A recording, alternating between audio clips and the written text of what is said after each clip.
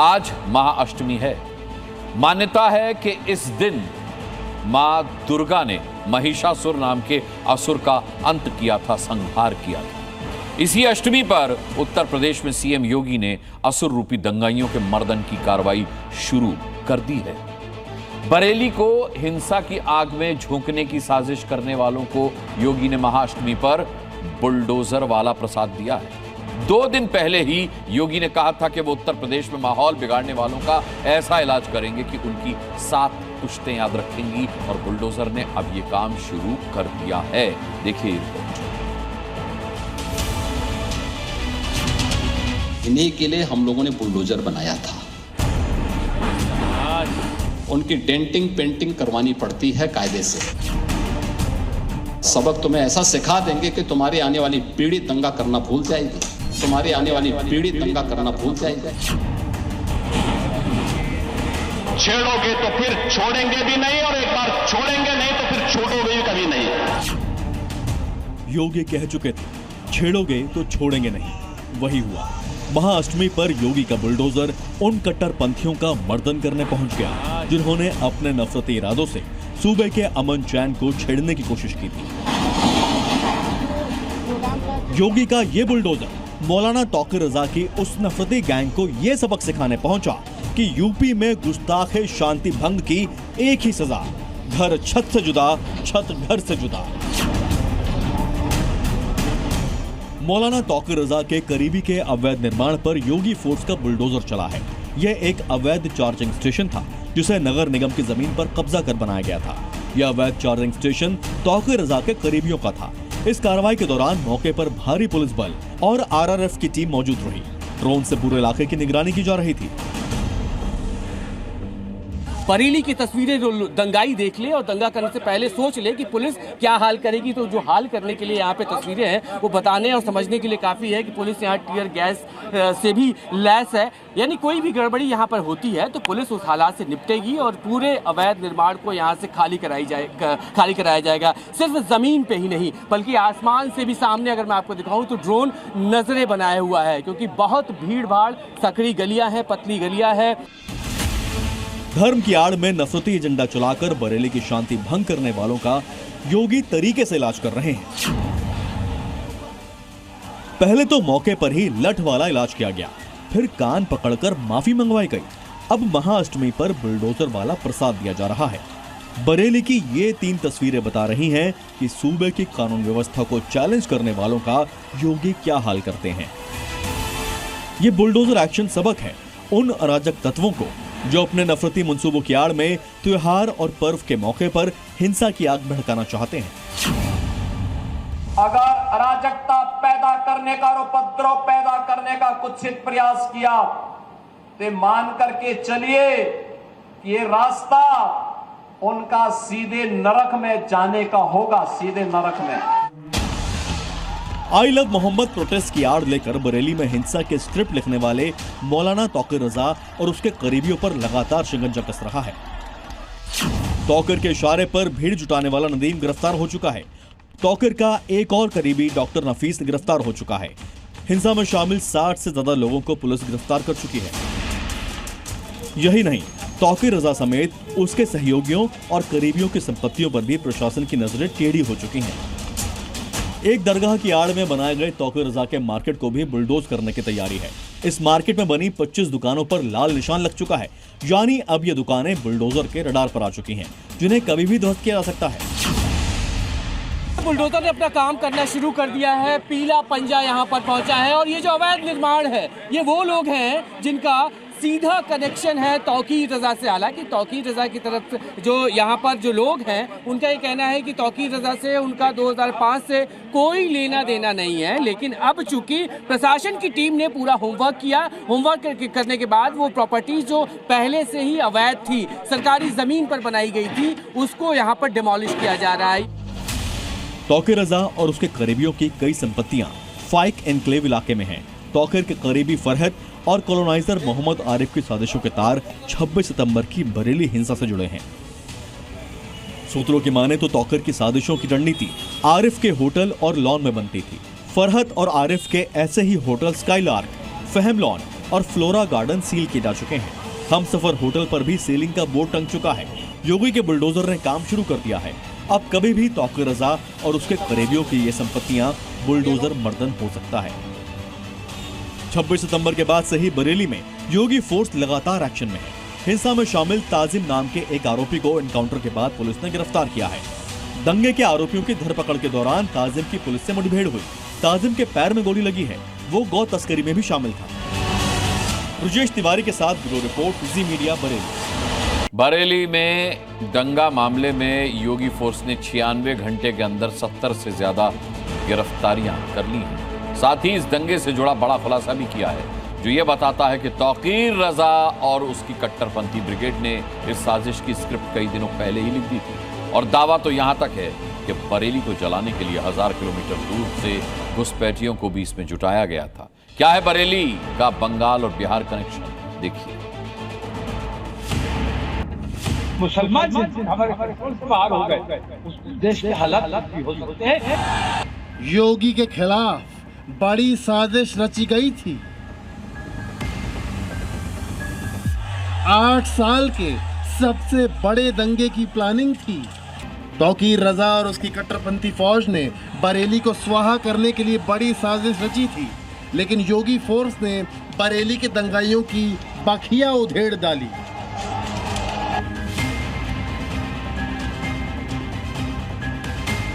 मौलाना तौकीर रजा के घातक प्लान का अंदाजा इसी बात से लगाया जा सकता है कि 26 सितंबर को बरेली के इस्लामिया ग्राउंड में जमा हुए कट्टरपंथी केवल बरेली के ही नहीं थे, बल्कि 830 किलोमीटर दूर बिहार से 1200 किलोमीटर दूर पश्चिम बंगाल से भी बुलाए गए थे।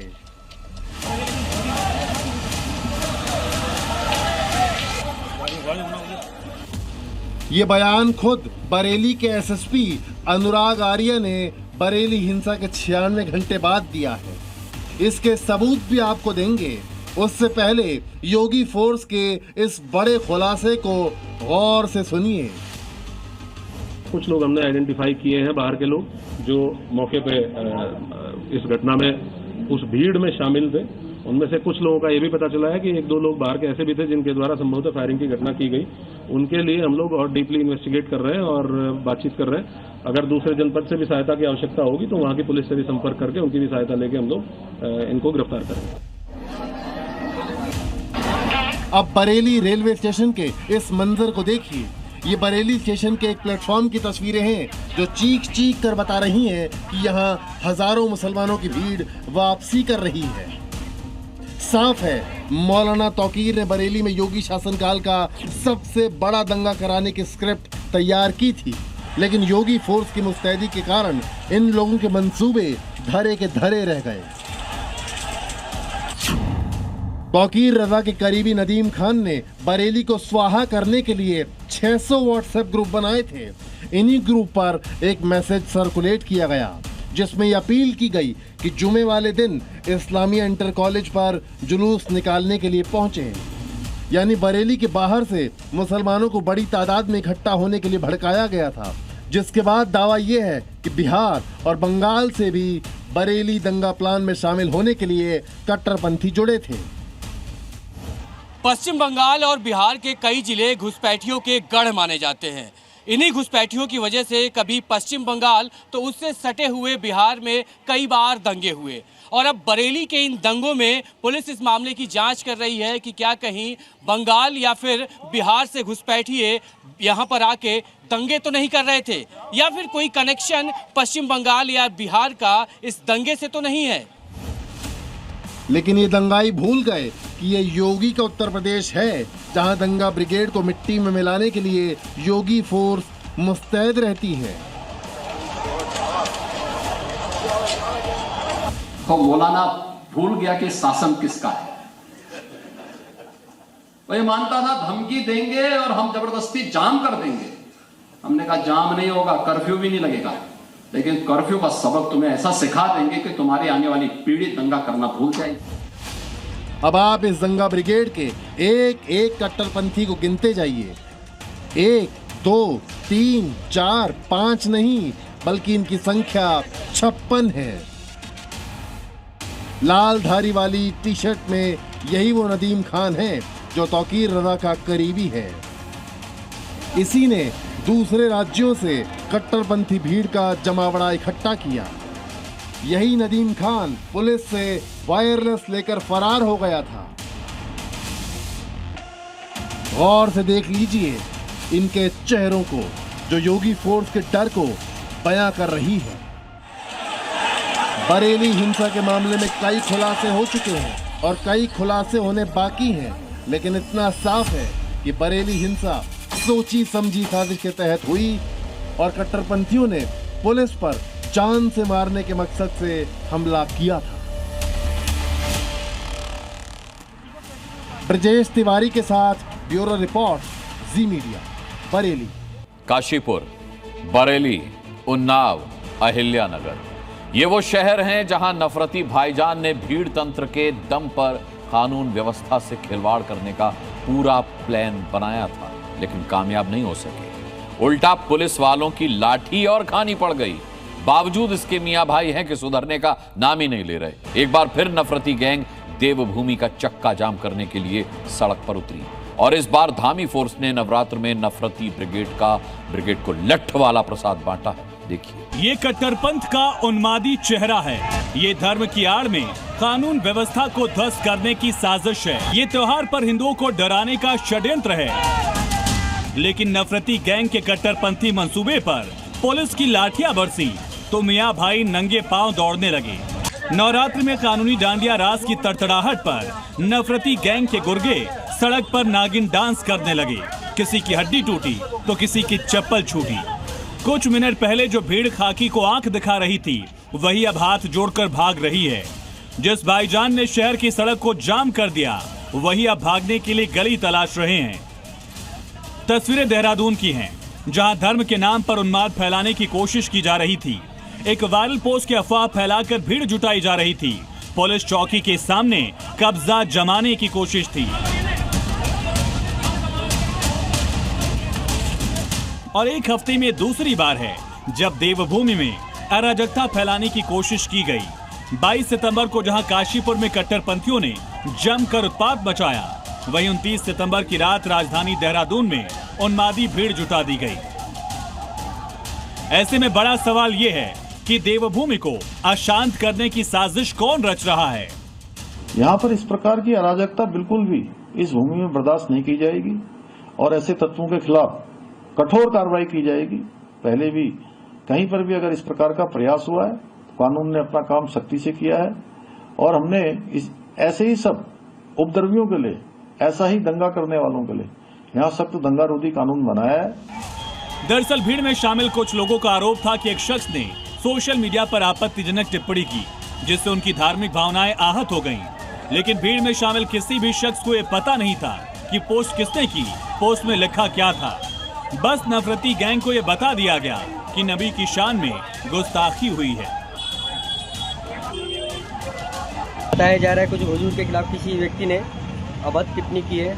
पुलिस ने बार बार समझाया कि आरोपी के खिलाफ कार्रवाई हो रही है, लेकिन कट्टरपंथी भाईजान भीड़ दिखाकर महिलाओं और पुलिस वालों को धमकाने लगे।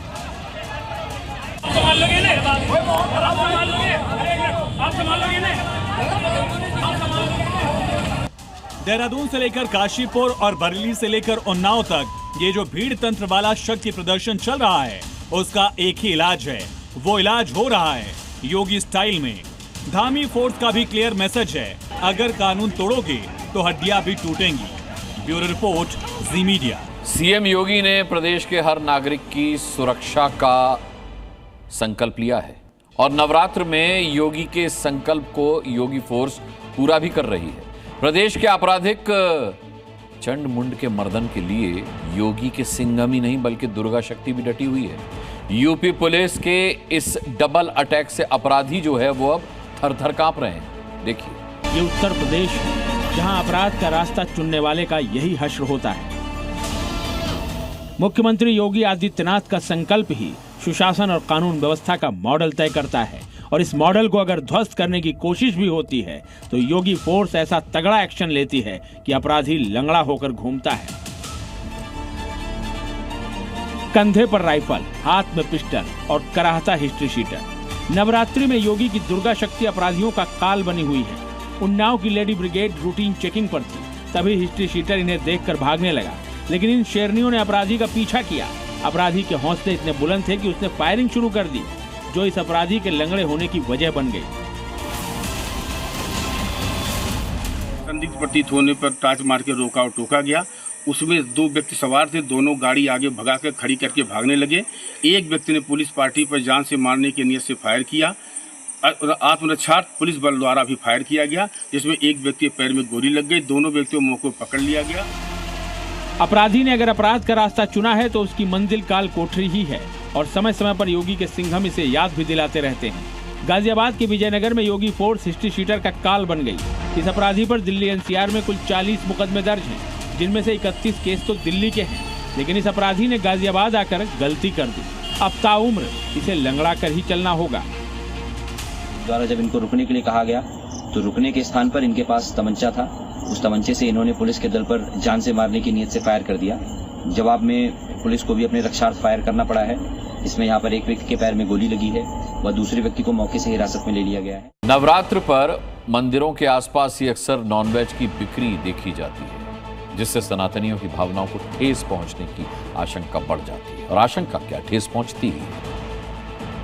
नवरात्र में ऐसे में कट्टरपंथी साजिश से एक और समस्या है, हिंदू बेटियों को कैसे बचाया जाए। हिंदू बेटियों को बचाने के लिए हिंदू संगठन भगवान, वराह और गौमूत्र वाला लिटमस टेस्ट लेकर आए हैं। हमने आपको इसके बारे में खबर पहले भी दिखाई थी, लेकिन किसी को यह अंदाजा नहीं था कि भाईजान गरबा पंडाल में दाखिल होने के लिए कॉलेज को ठिकाना बना चुके हैं और बेटियों की इज्जत का सौदा डिस्कॉर्ड ऐप पर कर रहे हैं। जी हां, मुंबई से हैवान साजिश का एक ऐसा मॉड्यूल का खुलासा हुआ है जिसे सुनकर आपके होश उड़ जाएंगे।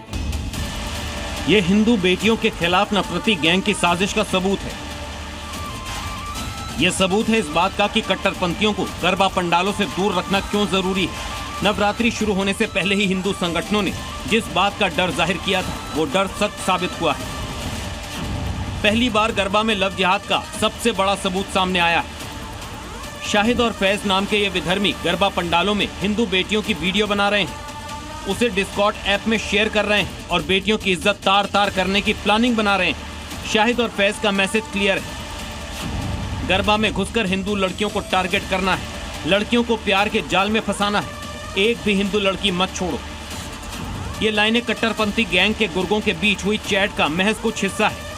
जितनी चैट सामने आई हैं, वो इतनी घिनौनी है कि उसे हम आपको दिखा भी नहीं सकते हैं, क्योंकि उसमें नफरतियों ने अश्लीलता की हदें पार कर दी हैं। सोशल मीडिया ऐप है जिसका नाम है डिस्कॉर्ड।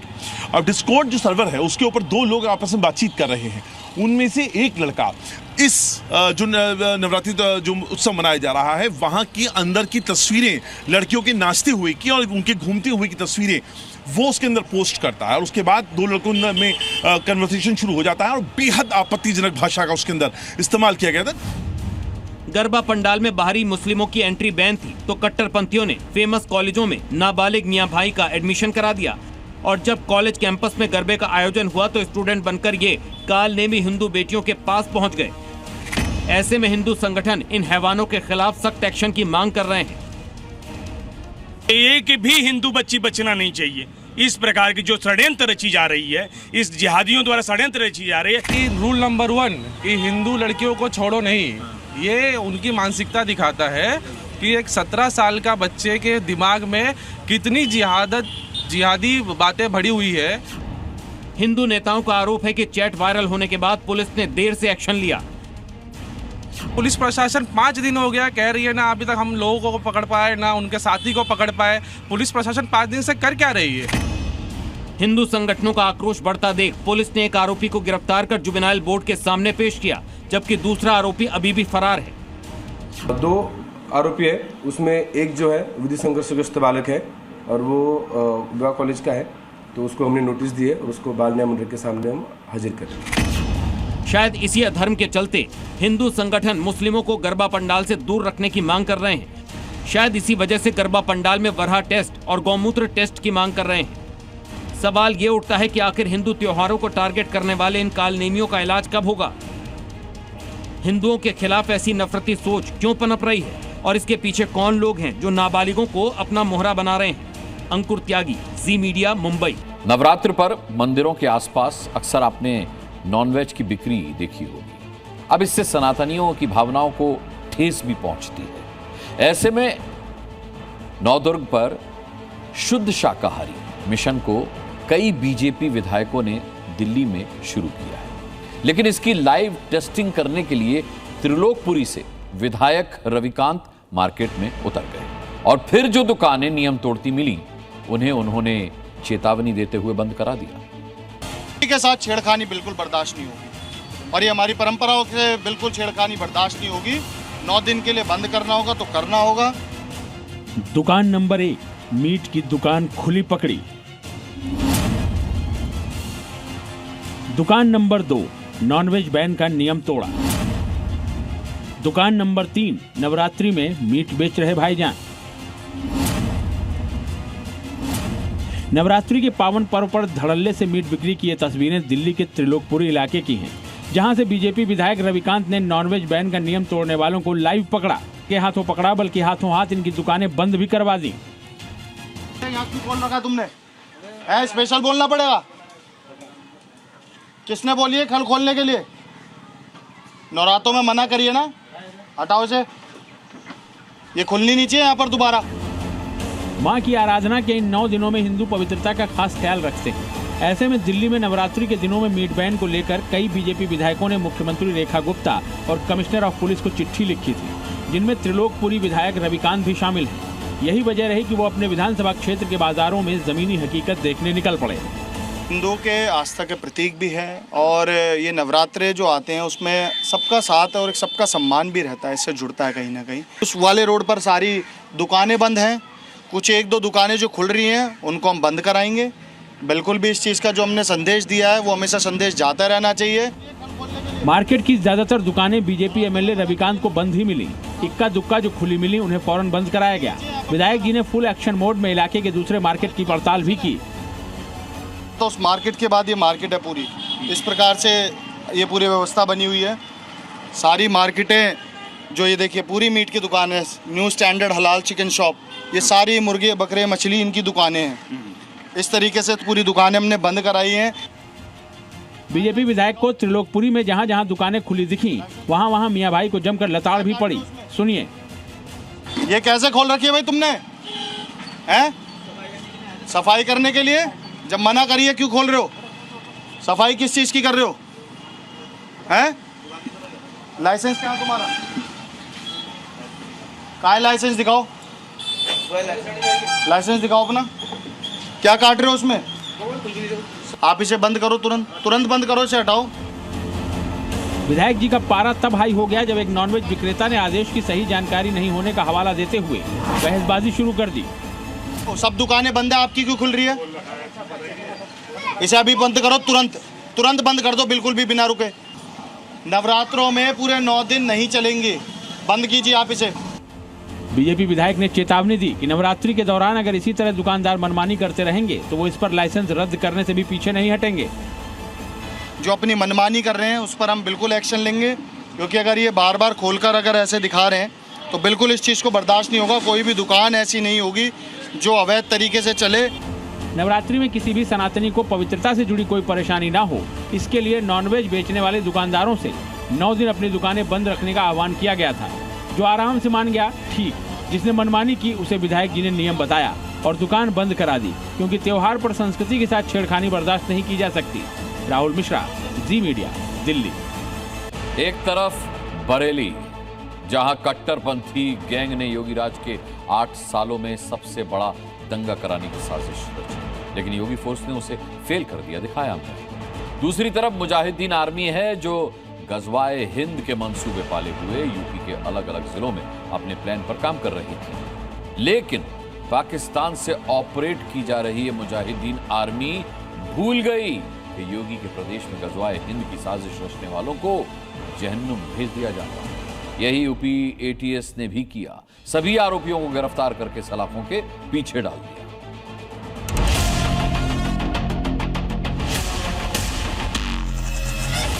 नवरात्रि के मौके पर इधर योगी अपने प्रदेश की सुख शांति के लिए हवन कर रहे थे। उसी वक्त योगी फोर्स की एटीएस यूपी के अमन चैन बिगाड़ने वालों की साजिशों पर शिकंजा कस रही थी। इन चारों के चेहरे को गौर से देखिए। देखने में भले ही साधारण हों, उतनी ही खतरनाक साजिश ये देश के खिलाफ रच रहे थे। लेकिन इससे पहले कि मंसूबों में कामयाब हो पाते, यूपी एटीएस ने इन्हें गिरफ्तार किया। नाम कासिम अली, अकमल रजा, सफील सलमानी उर्फ अली रिजवी और तौसीफ। ये चारों मुजाहिदीन आर्मी बनाने की तैयारी में थे। यूपी के अलग अलग जिलों में बैठकर मुजाहिदीन आर्मी बनाने का सपना पाले थे। वो सपना जो योगी के उत्तर प्रदेश में रहते कभी पूरा नहीं होना था, क्योंकि योगी गजवाए हिंद का सपना देखने वालों को जहन्नुम पहुंचाने की चेतावनी दे चुके हैं। अगर किसी को जहन्नुम में जाना हो तो गजवाए हिंद के नाम पर अराजकता पैदा करने का कुत्सित प्रयास करें, और छद्म रूप में जो लोग इस प्रकार की गतिविधियों में लिप्त हैं वे भी कान खोल करके सुन लें। देर सवेर छांगुर जैसे हाल तो उनके भी होने ही हैं। योगी फोर्स ने कैसे इन पर शिकंजा कसा है बताएं, लेकिन उसके पहले देखिए कि मंसूबे कितने खतरनाक हैं। ये हथियारों के बल पर शरिया कानून लागू करना चाहते थे। ये गैर मुस्लिम धर्म गुरुओं की टारगेट किलिंग कराना चाहते थे और अपने ही जैसे लोगों का ब्रेन वॉश करके अपने साथ जोड़ना चाहते थे। इनके मंसूबे सुनकर आपकी रूह शायद कांप उठी होगी, क्योंकि अगर योगी फोर्स ने इनको गिरफ्त में नहीं लिया होता तो सोचिए कि कट्टरपंथी न सिर्फ गहरा षड्यंत्र रचने में कामयाब होते, बल्कि इनका हिंसा फैलाने का मकसद भी पूरा होता। यूपी एटीएस के मुताबिक कासिम, सफीर, तौसीफ और अकमल, ये चारों आरोपी कई कट्टरपंथी पाकिस्तानी संगठनों के संपर्क में थे। हिंसा के लिए हथियार जुटाने की कोशिशें तेजी से कर रहे थे, लेकिन उसके पहले इंटरनेट के जरिए साजिश रच रहे इन कट्टरपंथियों को यूपी एटीएस ने धर दबोचा। मोहम्मद तौसीफ को कानपुर के सुजातगंज से, अकमल रजा को सुल्तानपुर से, सफील सलमानी को सोनभद्र और कासिम अली को रामपुर से अरेस्ट किया गया। अब आपको वो जगहें एक एक कर दिखाते हैं जहां से मुजाहिदीन आर्मी के ये कट्टरपंथी गिरफ्तार किए गए। रामपुर में कासिम का ये वही ठिकाना जहां से उसकी गिरफ्तारी हुई। पेशे से एसी रिपेयरिंग का काम करने वाले कट्टरपंथी कासिम ने फेसबुक पर पेज बनाया था। करीब 5000 फॉलोअर्स। यूपी एटीएस को उसके मोबाइल चैट मिले जो बताते हैं कि मुजाहिदीन आर्मी की प्लानिंग कैसे की जा रही थी। पुलिस की टीम और एटीएस लगातार जांच कर रही है कि कासिम पाकिस्तान के किस किस संगठन से जुड़ा हुआ था और क्या वो भी जो आजकल जो चल रहा है आई लव मोहम्मद जैसे जिहाद फैलाने का जो चीज़ें चल रही है उसमें भी शामिल था। तमाम चीज़ों को लेकर यूपी एटीएस जांच कर रही है, लेकिन कासिम के इस हरकत के बाद पूरे गांव वाले नाराज भी हैं कि शायद कासिम ने इस गांव को बदनाम किया, लेकिन सच क्या है ये जांच के बाद ही सामने आ पाएगा। खुलासा तो ये भी कि कासिम कुछ दिनों से उर्दू सीख रहा था और मदरसे में नौकरी कर रहा था। कासिम के इस मासूम चेहरे के पीछे घातक मंसूबे थे जिनकी कानों कान किसी को खबर नहीं थी। सब कुछ इसकी माँ की नाक के नीचे हो रहा था, लेकिन माँ अपने बेटे को निर्दोष बता रही। मेरा नजदीक तो गलत था, मेरा बेटा निर्दोष है। मेरा बेटा तो निर्दोष है। मैंने आज तक उसकी कोई लिंक नहीं देखी, कोई बात नहीं देखी, तो मेरे लिए तो निर्दोष है मेरा बेटा।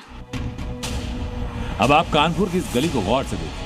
यहीं से यूपी एटीएस ने तौसीफ की गिरफ्तारी की। कोई सोच नहीं सकता था कि पेशे से अकाउंटेंट मोहम्मद तौसीफ गजवाए हिंद जैसे खतरनाक मंसूबे पाले।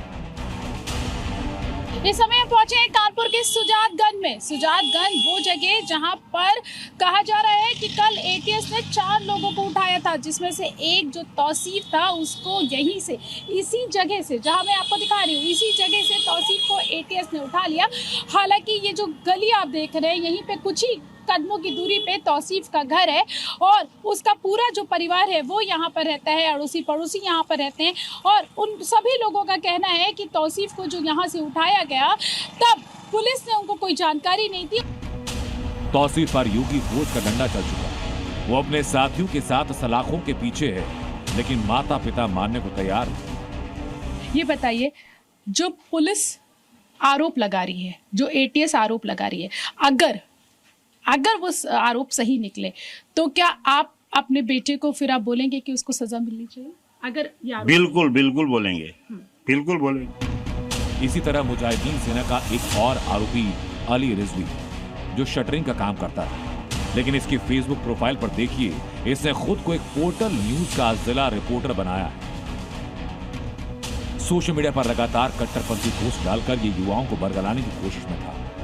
ये साफ है कि चारों आरोपी अलग अलग जगह बैठे जरूर थे, लेकिन दिमाग में नफरत और हिंसा के बीच पल रहे थे और गजवाए हिंद की साजिश सरहद पार से ऑपरेट की जा रही थी, जिस पर यूपी एटीएस ने पानी फेर दी। रामपुर से राजू राज और कानपुर से प्रीति श्रीवास्तव के साथ ब्यूरो रिपोर्ट जी न्यूज़। इस विजयदशमी जब हिंदुस्तान में रावण दहन हो रहा होगा तो हो सकता है कि पाकिस्तान उसी दिन खंड खंड हो जाए।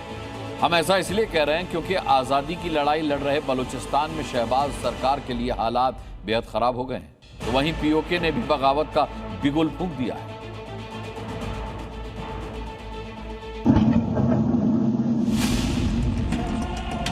बलूचिस्तान के क्वेटा में भीषण आत्मघाती हमला। खैबर पख्तूनवा के दक्षिणी वजीरिस्तान में आईडी ब्लास्ट, पीओके में मुनीर की फौज और जनता के बीच गोलीबारी। पाकिस्तान खंड खंड होने वाला है। अलग अलग शहरों में जिस तरह के हालात हैं, उसे देखते हुए इस बात की 100% गारंटी है कि शहबाज और मुल्ला मुनीर का ये मुल्क टुकड़ों में बंटने वाला है। पाकिस्तान से आई ये 3 सबसे ताज़ा तस्वीरें इसकी गवाह हैं। सबसे पहले बात बलूचिस्तान की। क्वेटा में पैरामिलिट्री फोर्स हेडक्वार्टर के पास भीड़ भाड़ वाली सड़क पर भीषण आत्मघाती धमाका हुआ है। विस्फोटक से भरी गाड़ी में हुआ ये धमाका इतना तेज था कि आसपास के घरों की खिड़कियां टूट गईं और दीवारों में दरारें आ गईं। इस धमाके में कई लोगों की मौत हो गई है, जबकि बड़ी संख्या में लोग घायल हुए हैं। धमाके के पीछे तहरीके तालिबान पाकिस्तान का हाथ बताया जा रहा है। 2001 में अमेरिका के अफगानिस्तान पर हमले के बाद पाकिस्तान ने अमेरिका का साथ दिया। टीटीपी इसी से भड़का हुआ है और लगातार पाकिस्तान पर हमले कर रहा है। 2021 में अफगान तालिबान सत्ता में आया तो पाकिस्तान ने टीटीपी को निशाना बनाकर अफगानिस्तान में हमले किए। ये भी टीटीपी के गुस्से की बड़ी वजह है। टीटीपी बलूचिस्तान में पश्तून समुदाय की गरीबी, बेरोजगारी और सरकार की अनदेखी जैसी शिकायतों का समर्थन कर वहां पहले से चल रही आजादी की लड़ाई को हवा दे रहा है। बलूचिस्तान में अब शहबाज सरकार की सीधी लड़ाई, आजादी का आंदोलन चला रहे स्थानीय संगठन बलूच लिबरेशन आर्मी ही नहीं बल्कि टीटीपी से भी है, जिसके चलते बलूचिस्तान में पाकिस्तान की शहबाज सरकार की मुश्किलें लगातार बढ़ रही हैं। क्वेटा में हुआ ताजा हमला उसी की बानगी है। अब बात पीओके की। यहाँ कई दिनों से शहबाज सरकार के खिलाफ जनता सड़कों पर उतरी हुई है। महंगाई, बेरोजगारी और पाकिस्तानी सेना की ज्यादतियों के खिलाफ लोग सड़क पर उतरे हुए हैं। ये जो मारामारी है उसके पीछे वर्दी है के नारों से पूरा पीओके गूंज रहा है। कोटली, रावलकोट और मुजफ्फराबाद जैसे शहरों में आजादी और पाकिस्तानी सेना वापस जाओ जैसे नारे लगा रहे हैं। पीओके में चल रहे इस प्रदर्शन पर काबू पाने के लिए पाकिस्तानी सेना मैदान में उतरी तो उसे लोगों के गुस्से का सामना करना पड़ा। गुस्साई भीड़ ने पाकिस्तानी जवानों को पकड़ पकड़ कर पीटा। ये तस्वीरें देखिए। अपने जवानों की पिटाई से बौखलाई मुनीर की फौज ने बंदूकों का मुंह खोल दिया। प्रदर्शनकारियों पर पाक सेना ने अंधाधुंध गोलियां बरसाई। मुजफ्फराबाद में जहां प्रदर्शन हो रहा है वो पूरा इलाका गोलियों की आवाज से थर्रा उठा। खबर है कि प्रदर्शन के दौरान पाकिस्तानी सेना और आईएसआई समर्थित मुस्लिम कॉन्फ्रेंस के हथियारबंद लोगों ने प्रदर्शनकारियों पर गोलियां चलाई।